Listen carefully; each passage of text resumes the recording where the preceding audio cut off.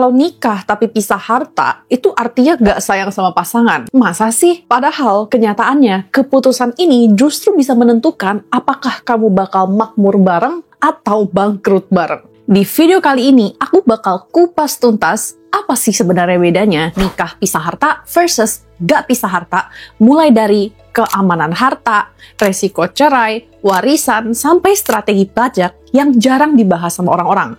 Jadi pastikan kamu nonton sampai habis, biar kamu gak menyesali keputusanmu. Let's go. Oke, kita langsung bahas aja dari apa itu nikah pisah harta. Nah, aku lumayan kaget ya, ternyata banyak banget orang di Indonesia yang nikah aja tanpa mereka tahu kalau mereka tuh sebenarnya punya dua pilihan.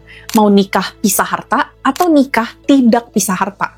Nah, terus banyak juga yang nanya ke aku, gimana caranya untuk pisah harta? Nah, caranya adalah pas kamu lagi ngurus pernikahan, kamu datang ke notaris dan minta untuk dibuat perjanjian pisah harta. Dan nanti dokumen tersebut akan dibarengkan dengan akte nikah kamu. Pisah harta itu maksudnya apa? Maksudnya aset dan juga hutang yang sudah dimiliki dari sebelum menikah dan yang diperoleh selama menikah tetap menjadi milik masing-masing di mata hukum. Nah, itu kata kuncinya ya, di mata hukum. Jadi di mata hukum, uang suami tetap milik suami dan uang istri milik istri. Dan kalau misalnya mereka amit-amit cerai, kalau mereka pisah harta, ya cerainya bawa harta masing-masing. Nah, kalau gak pisah harta, itu berarti semua uang, aset, dan juga hutang dari sebelum menikah dan selama menikah itu jadi satu di mata hukum. Dan kalau misalnya mereka sampai cerai, ya bagi dua. Jujur, aku agak bingung ya kenapa kata pisah harta itu masih tabu di Indonesia gitu. Seolah-olah kalau cewek minta pisah harta itu artinya dia nggak mau berjuang bareng suaminya. Dan kalau cowok minta pisah harta itu artinya dia pelit sama istrinya atau bahkan mau kondo gitu. Padahal itu strategi finansial untuk bisa survive bareng. Dan itu bukan soal cinta nggak cinta. Nah, sebelum aku benar-benar bedah secara lengkap apa plus minusnya masing-masing pisah harta dan nggak pisah harta, kalau kamu suka belajar tentang atur duit pribadi atau bisnis, jangan lupa untuk like dan subscribe biar kamu nggak ketinggalan video berikutnya. Oke, kita mulai bedah dari resiko bangkrut dan hutang. Oke, dan kita akan mulai bahas plus minusnya kalau tidak pisah harta dulu. Oke deh, gitu. Enak kalau misalnya kamu nikah dengan sultan gitu ya, amin, setengah hartanya langsung jadi milik kamu juga di mata hukum. Ya, tapi realistis aja nih, berapa persen dari kita yang nikahnya sama sultan? Malahan, realistis aja, lebih banyak orang yang punya hutang daripada punya aset miliar-miliaran kayak gitu. Dan kalau tidak pisah harta, hutangnya juga jadi satu. Oke, artinya kalau misalnya nih, suami kamu punya hutang 1 miliar dan dia tidak mampu bayar, itu artinya di mata hukum, istrinya juga bertanggung jawab untuk lunasin hutang tersebut meskipun dia harus jual aset. Dan ini tuh bahkan termasuk aset-aset yang sudah dimiliki istri dari sebelum menikah. Tapi kalau mereka pisah harta, yang namanya hutang, itu juga masing-masing. Jadi kalau misalnya kasus tadi, suaminya punya hutang 1 miliar, ya udah yang wajib lunasin hanya suaminya doang. Dia kalau amit-amit bangkrut, ya bangkrut sendiri, kayak gitu. Bank atau lembaga keuangan manapun gak berhak untuk menyita uang istri atau memaksa istrinya untuk melunasi hutang suami. Jadi kalau salah satunya punya hutang, tidak bisa membangkrutkan yang pasangannya, kayak gitu. Jadi kalau misalnya salah satu bangkrut, ya udah dia bangkrut sendiri, gak usah ikut seret pasangannya ikut bangkrut juga. And this is why banyak banget pengusaha yang memilih untuk pisah harta untuk bisa melindungi pasangannya dari kebangkrutan. Nah, biasanya kalau aku sharing kayak gini, suka deh bilang, kalau pisah harta berarti istri tuh nggak dapat apa-apa dong. Nah, ini mitos ya. Satu, istri kan masih bisa kerja nih, berarti dapat penghasilan sendiri. Dan kedua, kalau istrinya nggak kerja pun, dia masih bisa dapat nafkah kan dari suaminya gitu. Dan ketiga, pisah harta itu cuman berarti uangnya terpisah di mata hukum. Nggak berarti di dalam rumah tangga mereka secara internal mereka tuh pelit-pelitan kayak gitu.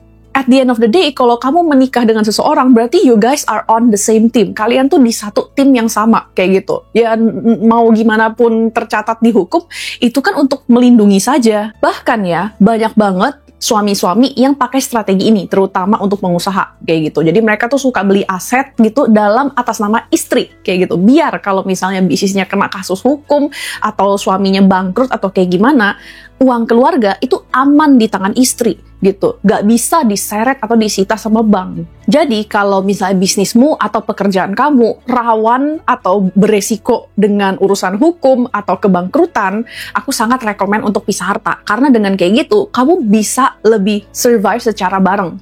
Karena at the end of the day, ya pisah harta itu cuma secara hukum doang. Di dalam rumah tangga, kalian tuh tetap satu tim untuk berjuang bareng. Next, kita bahas dari segi resiko perpisahan. Oke, perpisahan ada dua, bisa cerai atau amit-amit meninggal. Nah, kita bahas cerai dulu ya, yang lebih simpel. Kalau misalnya kamu pisah harta dan amit-amit pernikahannya berakhir dengan perceraian, ya udah kalian pergi membawa uang dan hutang masing-masing kayak gitu, karena nggak ada harta bersama. Tapi kalau misalnya kamu cerai dan kamu tidak pisah harta, berarti semua aset dan hutang dan semuanya dibagi dua, dibagi rata. Nah, sekarang kalau pisahnya itu karena meninggoy atau meninggal, oke, ini agak lebih rumit, tapi singkatnya sih begini. Kalau misalnya pisah harta, artinya harta almarhum dibagi rata antara istri dan anak. Contohnya nih, misalnya suaminya meninggal, oke, dan dia punya istri 1 dan anak 3, berarti total 4 orang ya, berarti harta dia dibagi 4. Jadi istri dapat 25% dan masing-masing anaknya dapat 25% dari harta almarhum suaminya. Kalau nggak pisah harta kayak gimana? Berarti setengah harta almarhum langsung diberikan kepada istri, dan setengahnya lagi baru dibagi rata antara istri dan semua anak-anaknya. Jadi kalau pakai kasus yang tadi, suaminya meninggoy, habis itu punya istri 1 dan anak 3, berarti istrinya langsung dapat 50%, setelah itu dapat lagi dari sisa 50%-nya dibagi 4. Oke, berarti sekitar 12,5. Jadi istrinya dapat 50 tambah 12,5 dapat 62,5 dan 3 anaknya dapat 12,5, 12,5, 12,5. Kalau misalnya dari segi pembagian warisan karena perpisahan, sebenarnya kalau nggak pisah harta memang lebih menguntungkan istri. Nah, tapi harus lihat lagi nih dengan kondisi dan financial dan juga tujuan keuangan kalian masing-masing. Karena ingat, yang dibagi-bagi nggak cuma uang atau harta, tapi hutang juga guys. Oke, kita masuk dari segi perpajakan. Oke, nah perhitungan pajak untuk pasangan yang tidak pisah harta dengan yang pisah harta itu bisa agak beda dikit. Nah, kita bakal mulai bahas dari yang pisah harta dulu karena lebih simpel. Kalau misalnya kalian menikah dan pisah harta, itu artinya suami dan istri punya NPWP sendiri, kalian lapor dan bayar pajak secara masing-masing. Dan pendapatan tidak kena pajak atau PTKP untuk orang yang sudah married itu adalah 58,5 per orang per tahun. Nah, kalau kamu tidak pisah harta nikahnya, kamu sebenarnya punya dua opsi. Kamu mau tetap pisah NPWP, berarti bayar pajak dan lapor pajak sendiri-sendiri kurang lebih sama seperti orang-orang yang pisah harta, which is PTKP-nya 58,5. Nah, tapi khusus buat kamu yang tidak pisah harta, kamu juga ada opsi untuk menggabungkan NPWP istri dengan suami. Kalau gini, yang lapor dan bayar pajak hanya suaminya aja, istrinya nggak usah. Oke, dan PTKP suami naik jadi 112 juta per tahun. Nah, itu sangat meringankan kalau istrinya itu ibu rumah tangga atau istrinya itu kerja tapi gajinya itu dikit. Biar suaminya gaji bersihnya lebih gede karena dipotong pajaknya lebih dikit karena PTKP-nya lebih besar. Sayangnya memang belum banyak orang yang tahu itu ada opsi ini kayak gitu. Karena ini tuh nggak otomatis terjadi pas kamu married.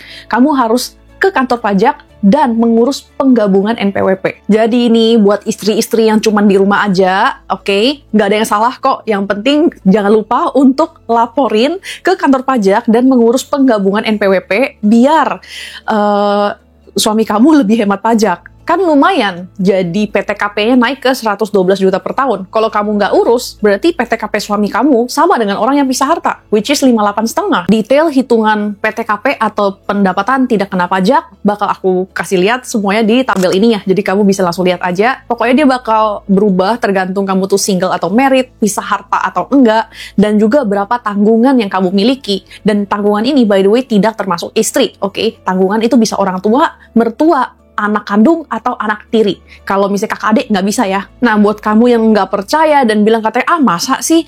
Ini adalah strategi yang dulu dilakukan oleh orang tua aku gitu. Jadi pas orang tua aku menikah, mama hapus NPWP, habis itu papa aku laporin orang tua dia dan anak-anaknya pas aku masih kecil sebagai tanggungan biar PTKP papa aku jadi hemat maksimal dan mendapatkan PTKP 126 juta per tahun. Kan mantap. Ya habis kamu udah kerja keras nih untuk biayain keluarga. Masa kamu mau boncos pajak juga? Nah, kita masuk ke bagian kelima, yaitu mana yang lebih baik. Nah, sebenarnya nggak ada satu jawaban pasti, karena at the end of the day, tergantung dari kondisi keuangan masing-masing. Tapi kalau menurut aku pribadi nih, kalau misalnya salah satu dari kalian ada yang business owner, atau pekerjaannya itu beresiko secara hukum atau keuangan, atau kamu tuh sandwich generation, atau punya utang, aku bakal saranin lebih baik pisah harta karena lebih aman. Nah, tapi kalau misalnya suami istri itu dua-duanya kerja kantoran, atau istri itu ibu rumah tangga, atau nggak bekerja, mungkin kamu bisa consider untuk tidak usah pisah harta, karena lebih hemat pajak. Pokoknya, pegang aja mindset penting ini, oke? Pisah harta itu bukan berarti siap-siap cerai, oke? Justru ini adalah cara untuk jaga-jaga, biar menghindari konflik duit, yang ujung-ujungnya malah bikin cerai beneran. Buang juga mindset sebaliknya, which is gak mau pisah harta, biar bisa dapat setengah harta pasangan. Ini bukan tujuan sehat untuk menikah, guys. Intinya, jangan punya mindset biar nanti kalau cerai gampang. Tapi punyalah mindset biar selama menikah, hidupnya harmonis dan aman. Jadi clear ya guys, pisah harta atau nggak pisah harta itu bukan soal sayang nggak sayang, tapi itu adalah strategi untuk survive secara keuangan biar kamu lebih aman. Dan actually ini juga adalah salah satu strategi yang sering dipakai oleh orang kaya untuk melindungi keuangan mereka. Dan sebenarnya strategi dan trik-trik keuangan yang dipakai orang kaya, aku udah pernah share semua di videoku yang ini. Jadi kalau kamu mau tahu apa aja, jangan lupa untuk lanjut ke videoku yang ini. Thanks for watching dan sampai jumpa lagi di videoku yang ini.